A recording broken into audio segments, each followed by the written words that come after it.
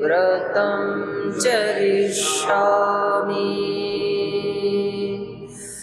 तच्छकेयं तन्मे राध्यताम्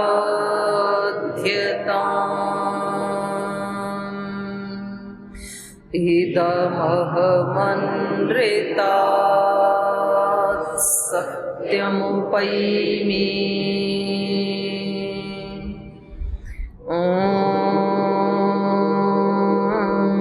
सहनाववतु सहनौ भुनक्तु सह वीर्यं करवावहै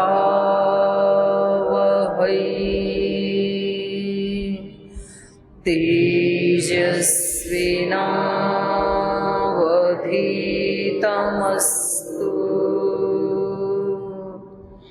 मा विद्विषावहै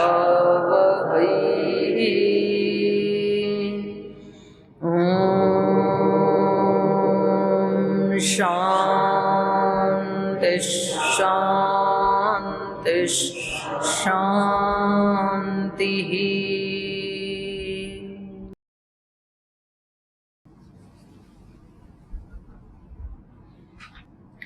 वाल्मीकि रामायण के अरण्य कांड का 35वां सर्ग पढ़ रहे हैं और यहाँ माता सीता की खोज में श्री राम का विलाप और लक्ष्मण का उनको समझाना, ये प्रसंग चल रहा है।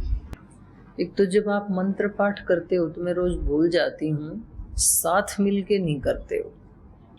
संगच्छध्वम संवदध्वम मंत्र तो याद है, बट संवदध्वम का अभ्यास नहीं हो रहा है। कुछ लंबा खींच लेते हैं, कुछ बोलते ही नहीं है, कुछ पीछे रह जाते हैं। छोटी सी बात है, साथ मिलके बोलना कोई बहुत बड़ी तो बात नहीं है, लेकिन ये छोटा अभ्यास भी यदि ठीक नहीं होता है तो फिर बड़े वाले ठीक हो ही जाएंगे, कोई गारंटी नहीं है। जैसे कक्षा में सीधे होके बैठना चाहिए, बैठो सीधे होके। रामायण की कक्षा में सोना मना है। जब हमारा मन लगता है ना किसी कार्य में, अलग बात है भाई किसी दिन नींद ना हुई हो तो हो सकता है नींद आ जाए, लेकिन मन लगता है तो प्राय नींद भी नहीं आती है और आसन भी नहीं टूटता है। जैसे मेरे को कोई वैसे बिठाए 3 घंटा तो मैं नहीं बैठ पाऊंगी, उसमें थकान आ सकती है। लेकिन जब यज्ञ होता है तो 3 घंटे कब बीत गए नहीं पता लगता है बिल्कुल भी। आसन थोड़ा सा भी नहीं हिलता है। मुझे भी आश्चर्य होता है कि ऐसे कैसे हो जाता है। किसी चीज में हमारी रुचि होती है, मन लगता है, तो फिर वहां पर पूरा अस्तित्व इन्वॉल्व हो जाता है। हमारा मन, प्राण, आत्मा, बुद्धि सब एक जगह लग जाते हैं। और जब हमारा अस्तित्व पार्टीशन हो जाता है, विभाजित हो जाता है, तो फिर एक पार्ट उधर ले जाता है, एक इधर ले जाता है, तो वो फिर बड़ी रस्साकसी चलती है। और समस्या ये है कि ना हम उधर जा पाते हैं और ना ये पूरा कर पाते हैं, तो दोनों ही चले जाते हैं। इसको बोलते हैं दुविधा में दोनों गए। कुछ लोगों को जैसे घर की छुट्टी मांगेंगे जी, बस 4 दिन भेज दो जी, 6 दिन भेज दो जी, और फिर 15 दिन नहीं आते हैं।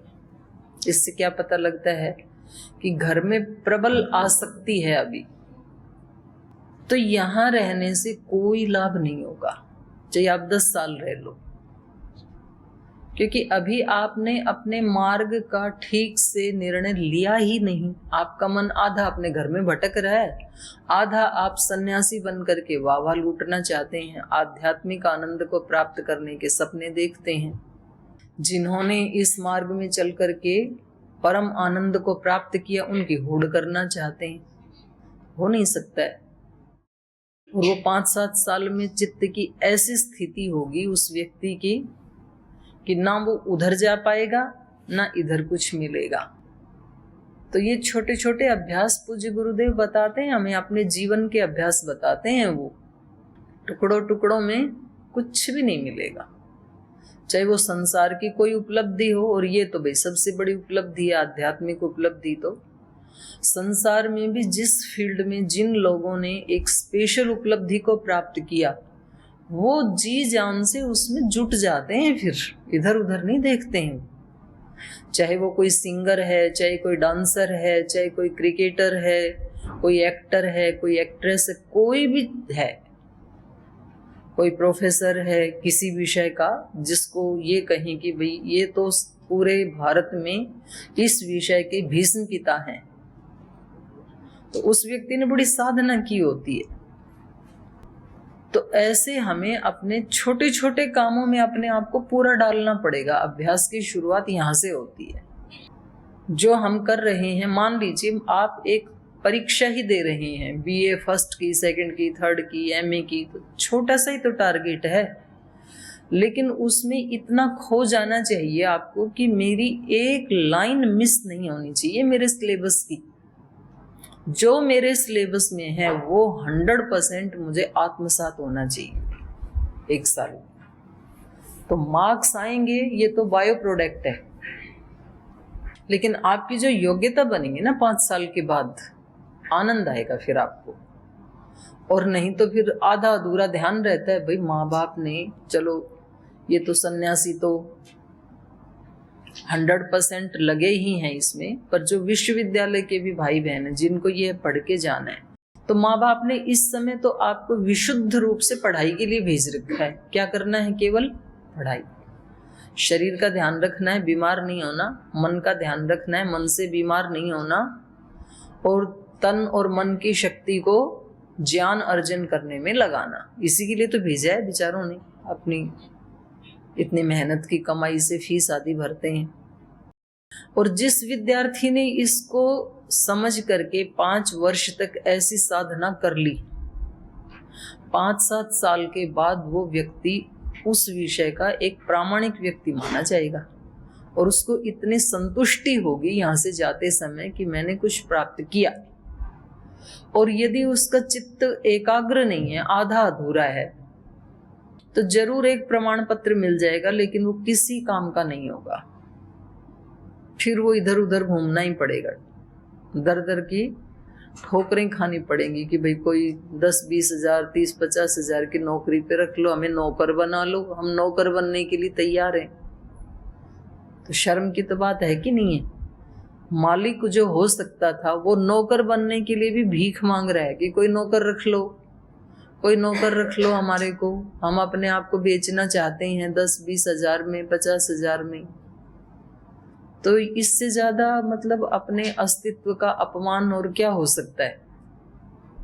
एक तो ये हो सकता है कि आप विश्वविद्यालय से निकले भी नहीं, उससे पहले आपको लोग हायर करें कि भाई इन्होंने इस विद्यार्थी को हमने उस कंपटीशन में भी देखा, वहां भी भाषण देते हुए देखा। आपके गुरुजन ही बताएं दूसरों को कि हमारे यहाँ ऐसे होनहार विद्यार्थी हैं कि आप उनकी सेवा लेकर के धन्य हो जाएंगे।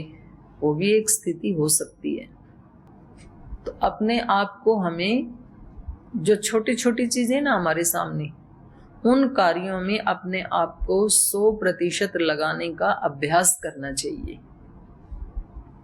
चाहे वो अपने शरीर से संबंधित कार्य हैं, अपने से संबंधित भोजन है, प्राणायाम है, व्यायाम है, ध्यान है, उपासना है,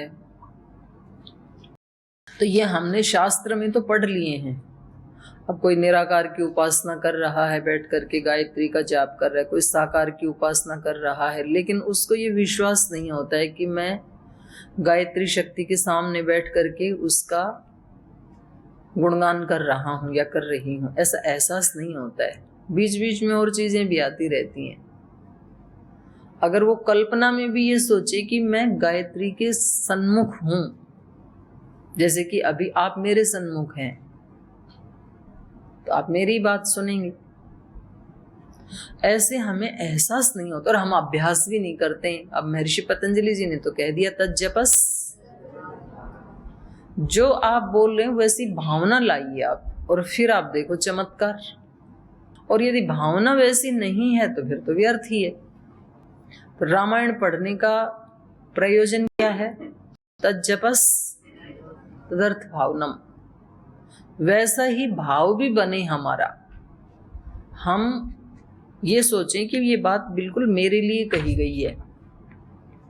श्लोक में जो कुछ कहा है महर्षि वाल्मीकि जी ने, तो फिर इसका लाभ कई गुना ज्यादा हो जाता है।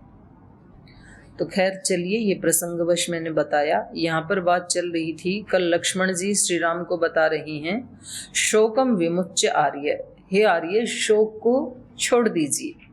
तो कल ये बात चल रही थी कि भाई ये शोक, रोग, दोष जो भी हैं, ये सब पकड़ने में और छोड़ने में हम स्वतंत्र हैं। ये बात कैसे प्रमाणित हुई? रामायण से।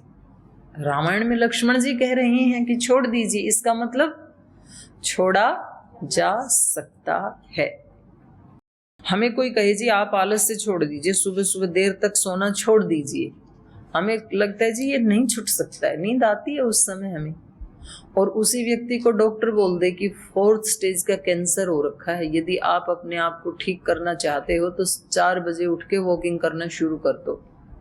तो अगले दिन उस व्यक्ति को नींद आएगी क्या? कैसे छूट गई है? कल तो कह रहा था कि नहीं छोड़ सकता हूं, आज कैसे छूट गई?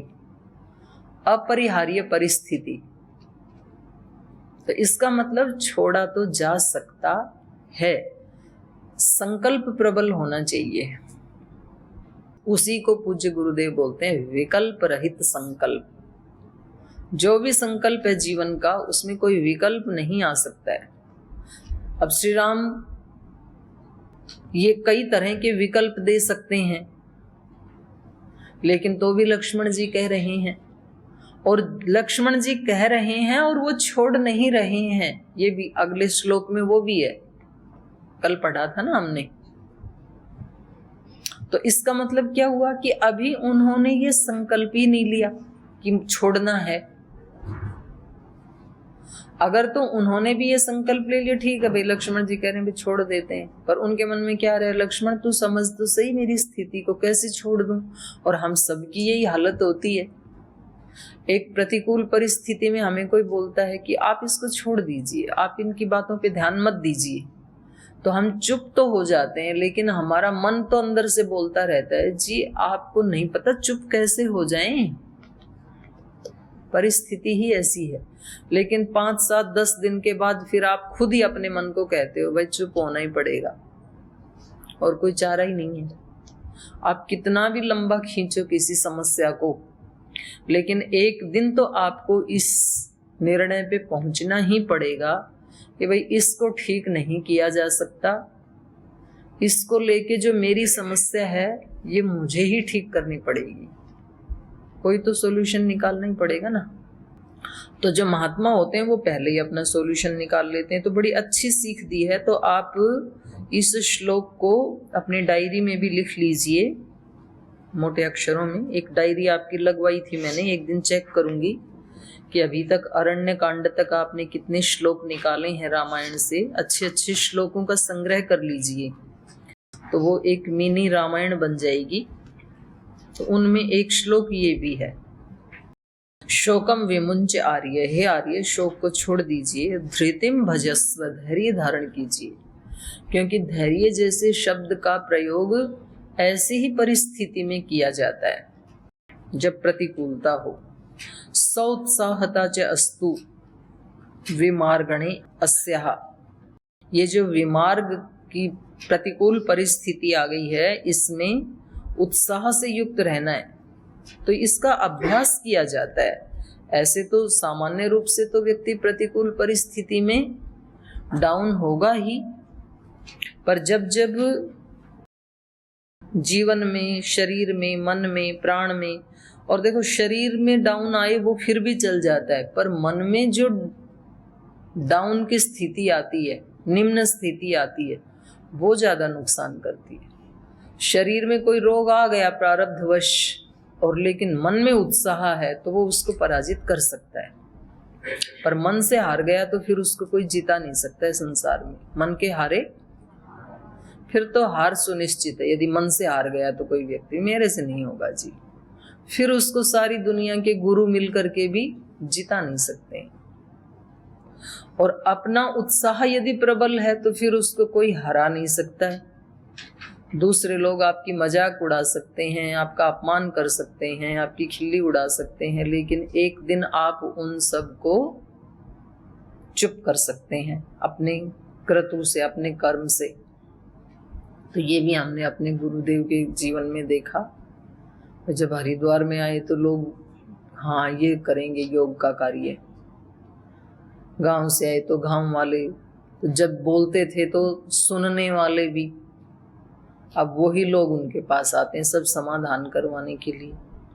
तो अपने मन में यदि उत्साह है तो फिर कोई हरा नहीं सकता है। तो वही बात कह रहे हैं लक्ष्मण जी, उत्साहवंतो ही नरा न लोके सीदंती कर्मसु अति दुष्करेषु। अति दुष्करेषु कर्मसु, अत्यंत जो दुष्कर कर्म है, कठिन कर्म है, क्योंकि इतनी बड़ी चोट लगी है और उसमें शोक ना करे, ये बड़ा दुष्कर कर्म है, बड़ा कठिन काम है ये।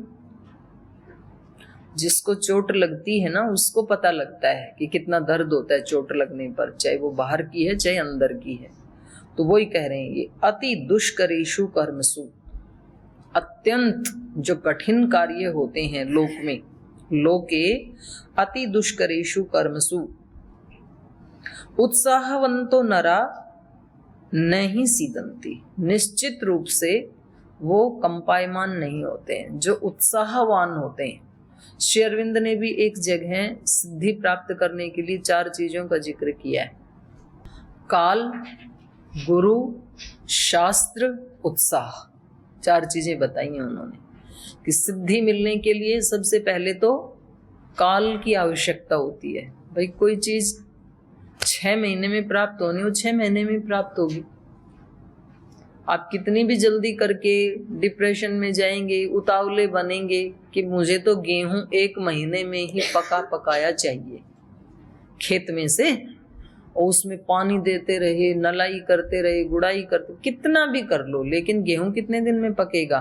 कम से कम 4 महीने में, 5 महीने में, इसमें लगेगा इतना टाइम। तो कोई माँ बहुत ज्यादा उतावलापन करे, मुझे तो बच्चे का मुख देखना है, मेरे से 8-9 महीने वेट नहीं हो सकती है, 2 ही महीने में पुत्र का मुंह देखना है, मुझे जो पुरुषार्थ करना है मैं करूंगी, व्यायाम, प्राणायाम, ध्यान, भजन, कुछ भी कर लो, लेकिन जो भगवान की एक सृष्टि का नियम है ना भाई, एक नया शरीर इतने दिन में तैयार होता है, उतने दिन में तैयार होगा।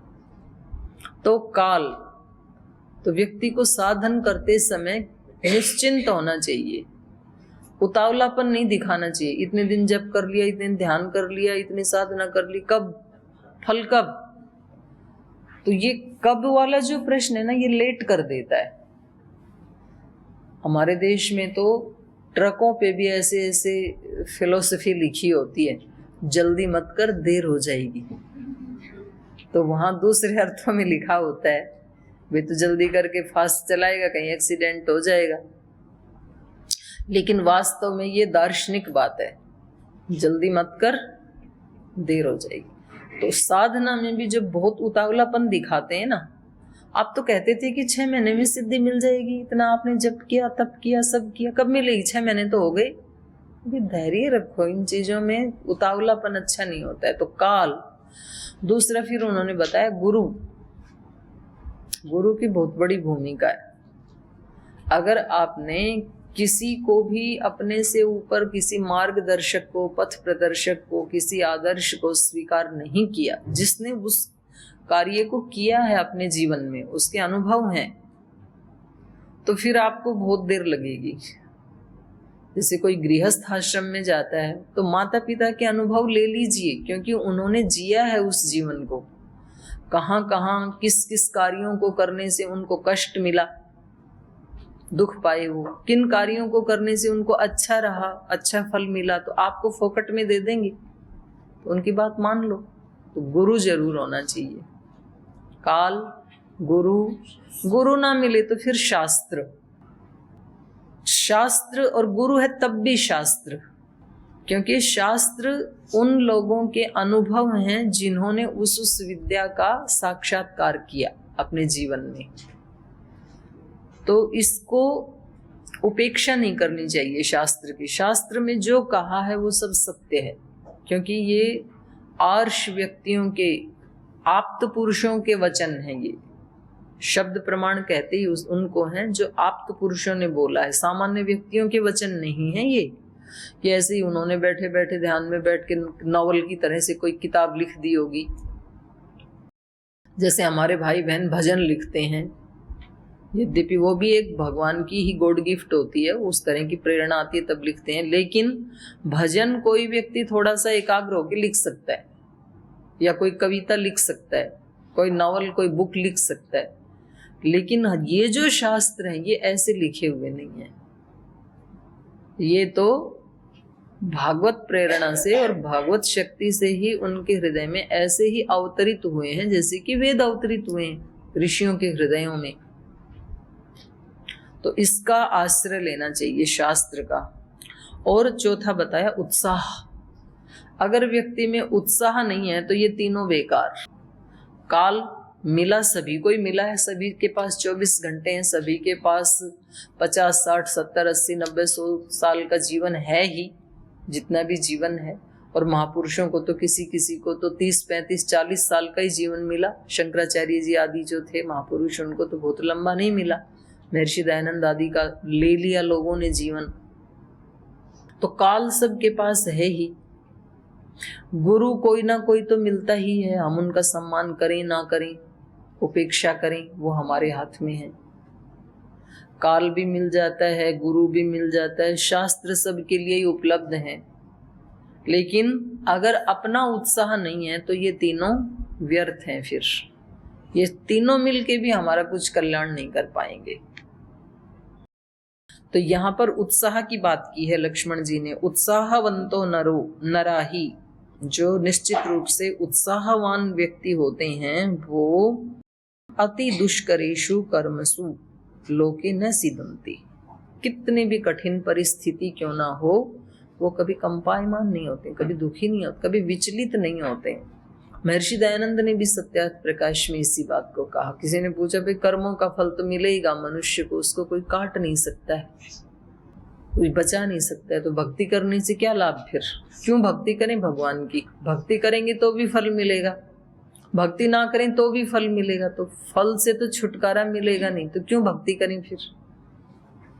तो बोले भक्ति करने का फायदा ये है कि जब आपको कर्म का फल मिलेगा, दुख मिलेगा, तो पहाड़ जैसा दुख मिलने पर भी व्यक्ति विचलित नहीं होगा, उसको स्वीकार कर लेगा कि ठीक है, कुछ तो किया होगा मैंने बुरा कर्म, तो उसका फल मुझे भुगतना पड़ेगा। तो ये क्या कम लाभ है?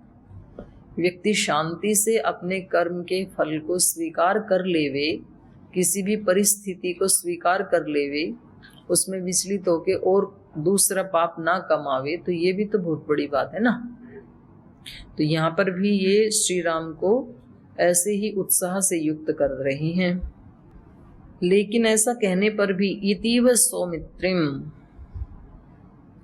उदग्र पौरुषम ब्रुवंतम आर्त रघुवंश वर्धन है, क्योंकि लेकिन श्री राम बहुत आर्त स्थिति में है इस समय। जो रघुवंश का वर्धन करने वाले हैं, रघुकुल शिरोमणि श्री राम हैं, वो क्योंकि बहुत लक्ष्मण के ऐसे कहे जाने पर भी बहुत आर्त स्थिति में, कारुणिक स्थिति में है, इसलिए न चिंतयामास धृतिम विमुक्तवान पुनश्च दुखम महद अभ्युपागमत्। उनकी बातें उनको समझ में नहीं आई, फिर भी कोई ध्यान नहीं दिया। न चिंतयामास धृतिम, धैर्य से युक्त नहीं हुए वो, फिर भी उनका चित्त विचलित ही था। और वो उनकी बात को सुनकर के पुनश्च महद दुखम अभ्युपागमत्, और फिर से ज्यादा दुखी हो गई। तो इससे आगे आज पढ़ेंगे 36वें सर्ग में। उससे पहले आपका कोई प्रश्न है? किसी को कुछ पूछना है? जी माइक दे दो पीछे बहनों, देव संस्कृति जी। इसमें एक तरीका ये भी है जो कल इन्होंने लिख के दिया था, आप लिख के भी दे सकते हैं। कभी कभी किसी को पूछने का उत्साह नहीं होता है। जी ओम आचार्य जी। ओम बेटा। श्री राम जी रघुकुल में उत्पन्न हुए थे, परंतु पुस्तक में लिखा है कि इक्ष्वाकु कुलोत्पन्न श्री राम, तो इसका तात्पर्य?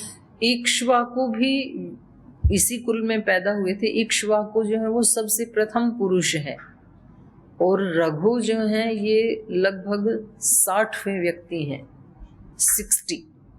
तो दोनों ही ठीक हैं, रघुकुल भी ठीक है, इक्ष्वाकु भी ठीक है। तो एक पुस्तक है पुराण विमर्श, तो उसमें इनकी पूरी वंशावली दी है, कहाँ से प्रारंभ हुआ इनकी, क्या पूरी मानवता की ही वंशावली दी हुई है, मनु से लेकर के। तो मनु के जो 2 पुत्र पुत्रियां थे, एक तो इड़ा थी उनकी पुत्री, तो उससे चंद्रवंश शुरू हो गया, और जो उनका पुत्र थे उनसे सूर्यवंश शुरू हो गया। तो ये उसी सूर्यवंश के हैं सारे। तो रघु तो आते हैं 60 नंबर पे, और इक्ष्वाकु तो आते हैं बहुत पहले, मेरे को संख्या ठीक से याद नहीं है। नहीं, तो उसमें आप देख लें, दोनों ठीक हैं। ठीक, जैसे मोर ध्वज, राजा हरिश्चंद्र, वो सब इसी वंश के ही व्यक्ति हैं। दिलीप, रघु, सब इसी वंश के। और कुछ, और कोई प्रश्न किसी का? आगे चलो, चलिए आगे चलते हैं। इसमें वैसे तो बहुत सारे प्रश्न बनते थे, लेकिन आपने चिंतन नहीं किया। तो ये उसी दीन अवस्था में ही आगे बढ़ते हैं। स दीनो दीनया वाचा लक्ष्मणं वाक्यम अब्रवीत् वक्तु कामा इव मृगा मामीक्षन्ते मुहुर्मुहुः तांस्तु दृष्ट्वा नरव्याघ्रो राघव प्रत्युवाचः क्व सीतेति निरीक्षन् वै बाष्पसंरुध्या दृशा एवमुक्ता नरेन्द्रेण ते मृगाः सहसोत्थिताः दक्षिणाभिमुखा सर्वे दर्शयन्तो नभस्थलम् मैथिली ह्रियमाणा सा दिशं यामन्वपद्यत तेन्मार्गेण धावन्तो निरीक्षन्ते नराधिपम् लक्षयित्वा चेङ्गितं तेषां लक्ष्मणो ज्येष्ठमब्रवीत् क्व सीतेति त्वया पृष्टा यथेमे सहसोत्थिताः दर्शयन्ति क्षितिं चैव दक्षिणां च दिशं मृगाः साधु गच्छावहै देव दिशमेतां हि निर्ऋतिम्।